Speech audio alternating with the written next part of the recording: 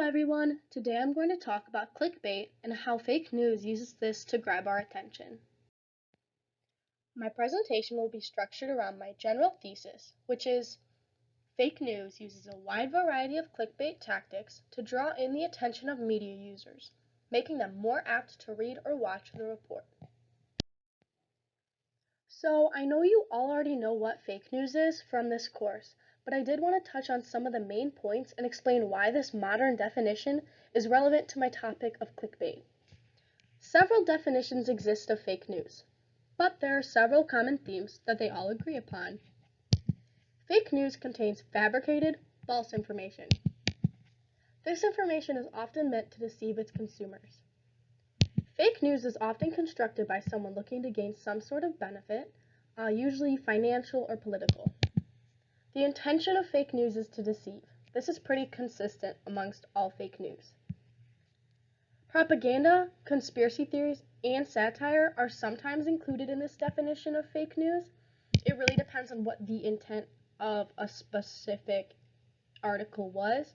If it was meant to deceive, then it would also be considered fake news. So here's why this modern definition matters. Obviously, fake news is not a new concept. It's been around just as long as we have.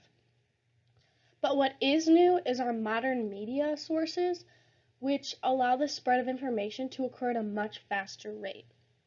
So, clickbait is a method used along with this more advanced media, and it didn't really exist to this level prior to the technological advances we see today.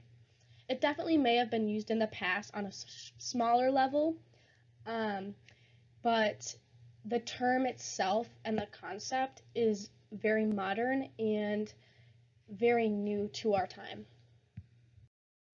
So, what is clickbait? Clickbait is something designed to make readers want to click on a hyperlink, especially when the link leads to content of dubious value or interest. So, like this quote mentioned, clickbait is very common for fake news. However, it is not exclusive to fake news. Anyone who wants to draw more viewers to their content can utilize clickbait. However, it is very rare that a fake news article doesn't use clickbait to try to draw people in. Clickbait is also the use of language and images with emotional appeals to target a younger audience. Clickbait is very commonly used to target that younger audience, but once again, this definition isn't exclusive to younger audiences. Really, with clickbait, the point is that it is used to target a specific audience, a specific group of people that will be more likely to click on it due to their political beliefs or their values, their interests, stuff like that. It can contain both positive or negative appeal to emotions as compared to tabloids. So tabloids would often utilize bold headlines, just very capturing titles, similar to what you'd see in clickbait. However, they usually only use a negative appeal to emotions rather than a positive appeal. And that's something that's kind of new to modern media now, is that they're using positive emotions too to try to draw you in. So here are a couple methods of clickbait I will be going over today. This list is not exclusive. There are an unlimited amount of ways that people will try to use clickbait to draw you in. It's not limited to these 5 things. So the methods I'll be going over are listicles, piggybacking, curiosity, emotion, and the anticipation of reward. If you look at some of the pictures on the slide, you are able to see just a couple examples of clickbait to get a better picture. These foods kill, you won't believe. 87-year-old trainer shares secret to losing weight. Articles with headlines like those contain clickbait, which you'll kind of see more what that looks like later in the presentation. So the first method I have is a listicle. So a listicle is basically any article that is based off of a list of items or things. So as you can see on the example on the left, 3 simple steps to shed belly fat over 40, 11 things you should never put in your freezer, etc. So this is effective for a couple different reasons. Humans have very short attention spans, and most people would much rather read through a list of 5 things than just an entire article. So 5 ways to survive a shark attack sounds very appealing and short. Another example of this would be if you saw an article that said how to lose weight versus an article that said 5 easy ways to lose weight. Most people would probably click on the 5 easy ways to lose weight just because it seems like it's going to be a much shorter read and make things just very quick for you. So, like I said, this works because humans have a really short attention span and would just rather be able to get a quick read in, a couple bullet points, than an entire long article. So, another method that is very commonly used is piggybacking. Piggybacking is referencing a well-known figure or company in relation to your brand or post. So on the example on the left, it says, President Trump calls for tripling of ICE force, riots continue. This article is a real example of fake news in which they used President Trump to use the piggybacking method so that people were more likely to read it. Other examples of this are, here's what Gordon Ramsay has to say about diet culture, or Wisconsin governor explains why prices have gone up.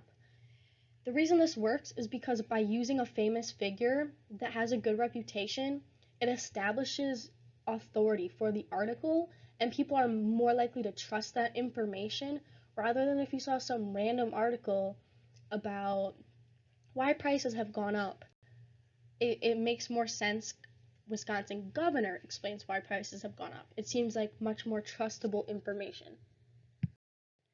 So the third method I have on here is curiosity. And it's really interesting if you take a look into psychology. There's a theory called the information gap theory.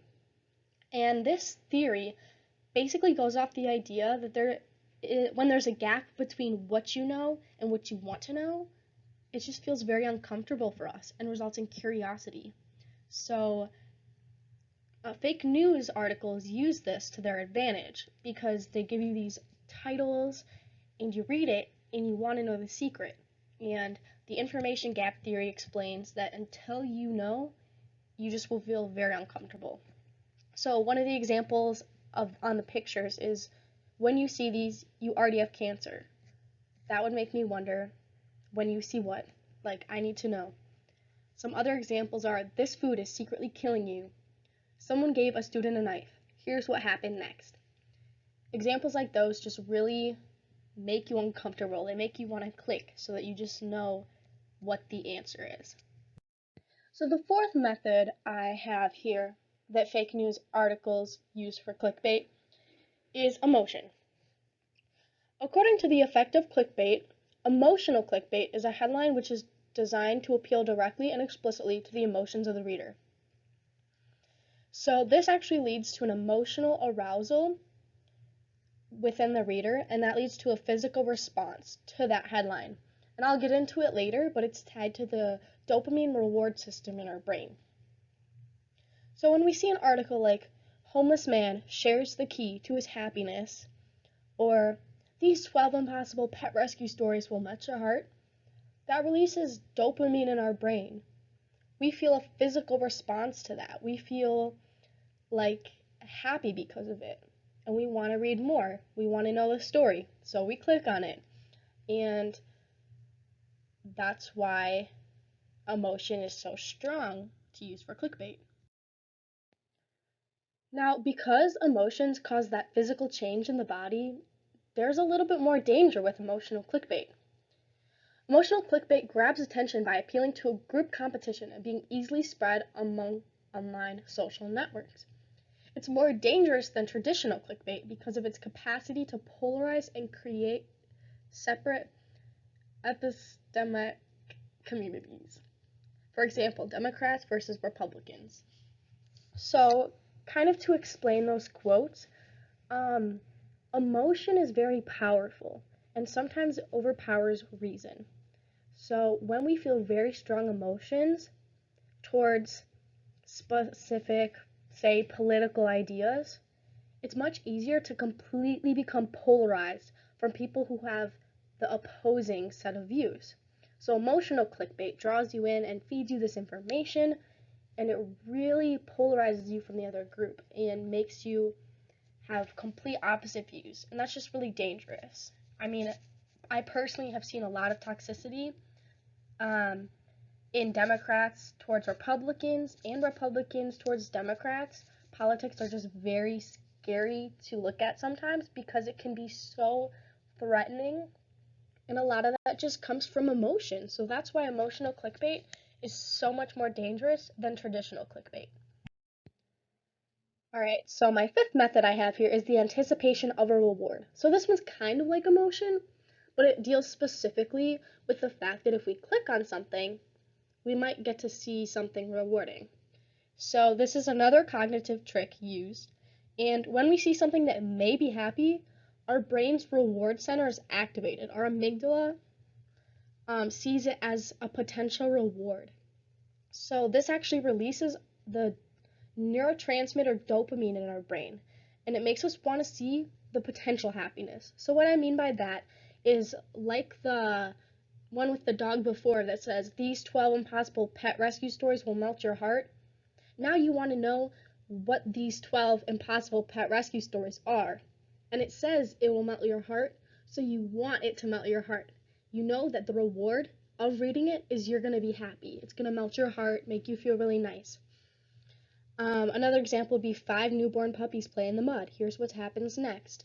You probably will get to see pictures of newborn puppies playing in the mud, and that's a reward to your brain.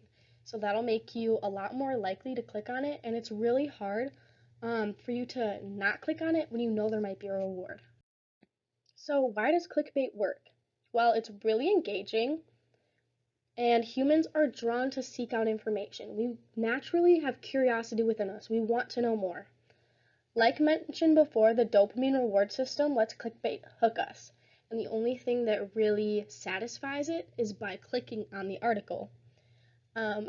What we want is often greater than what we like. It doesn't really matter if we're completely satisfied by the actual content of the article. The fact that we click on it and get to see what's in it, we wanted to do that, we get to do that, and it satisfies us. Clickbait just creates an itch in our brains that we want to scratch. And then another reason is bias. As human beings, we all want to be correct. What's more, we look for messages in the world that support those desires. So this is tied to confirmation bias, and this is a pretty common psychological concept that basically explains that you are more likely to seek out information that supports your views than views that oppose yours. So when we see these clickbait articles about political figures or celebrities we dislike, and these articles are blasting them, we're going to click on that because we don't like them and we want to learn more information about why we shouldn't like them. So clickbait really utilizes that to draw us in. So to conclude, fake news is exceedingly difficult to navigate in modern media. One strategy used by fake news articles is clickbait. Several methods of clickbait draw readers to an article, making it difficult to turn away. It is really important to familiarize yourself with these methods so that you can better seek out fake news. So hopefully, now that you know some of these clickbait strategies, you are better able to spot them in articles you see. Here are my sources. Thank you for watching.